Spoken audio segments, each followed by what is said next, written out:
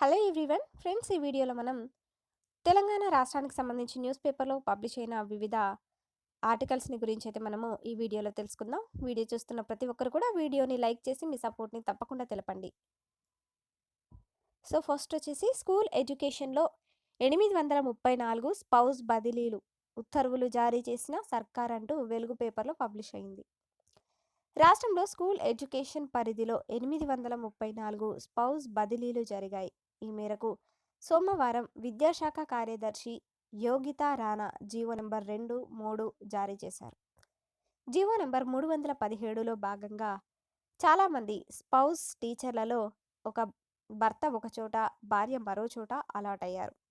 దీంతో అప్పటి నుంచి వారంతా కూడా భార్యాభర్తలను ఒకే చోట ఉంచేలా చర్యలు తీసుకోవాలని ప్రభుత్వానికి విజ్ఞప్తి చేశారు. దీనిపై కేబినెట్ సబ్ కమిటీ వేయగా వాటిని అప్రూవ్ చేశారు.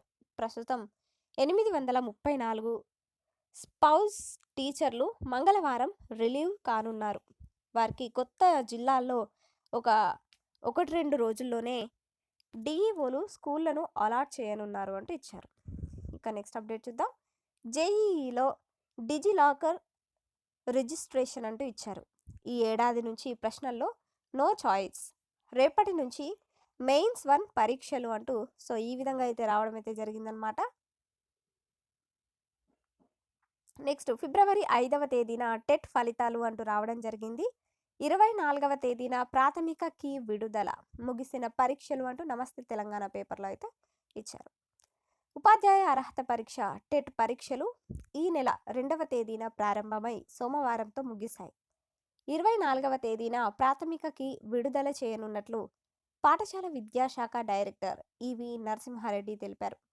పేపర్ 1కు 94,327 మంది అభ్యర్థులు, 69,476 మంది అంటే 73.65% మంది హాజరయ్యారు. ఇక పేపర్ 2 గణితం సైన్స్కు 93,263 మందికి గాను 69,390 మంది, ఇంకా సోషల్కు 88,163 మందికి గాను 66,412 మంది అభ్యర్థులు హాజరైనట్లు తెలిపారు.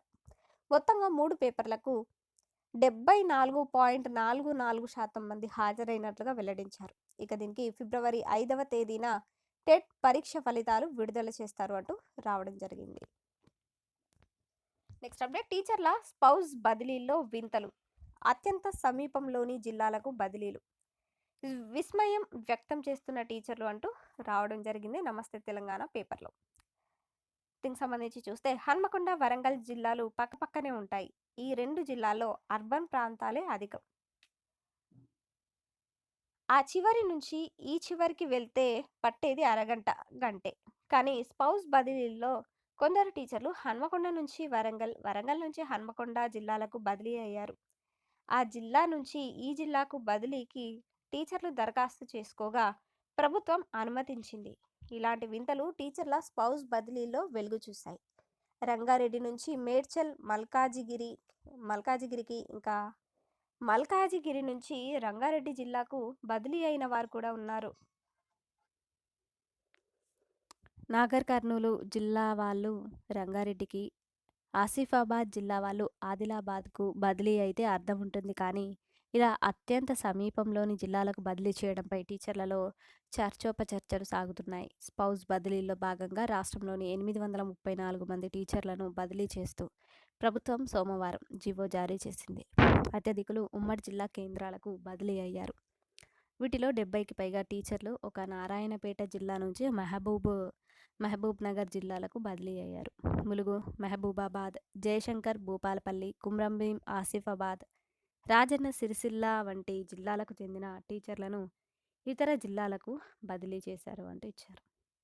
ఇక నెక్స్ట్ అప్డేట్ చూస్తే బీసీ ప్రత్యేక కమిషన్ నివేదిక సిద్ధం, సీఎం వచ్చాక అందజేసే అవకాశం, హైకోర్టుకు దాన్ని సమర్పించనున్న ప్రభుత్వం, కోర్టు ఇచ్చే ఆదేశాల మేరకు బీసీ రిజర్వేషన్లపై కార్యాచరణ, అనంతరమే స్థానిక సంస్థల ఎన్నికలపై స్పష్టత అంటూ రావడం అయితే జరిగింది.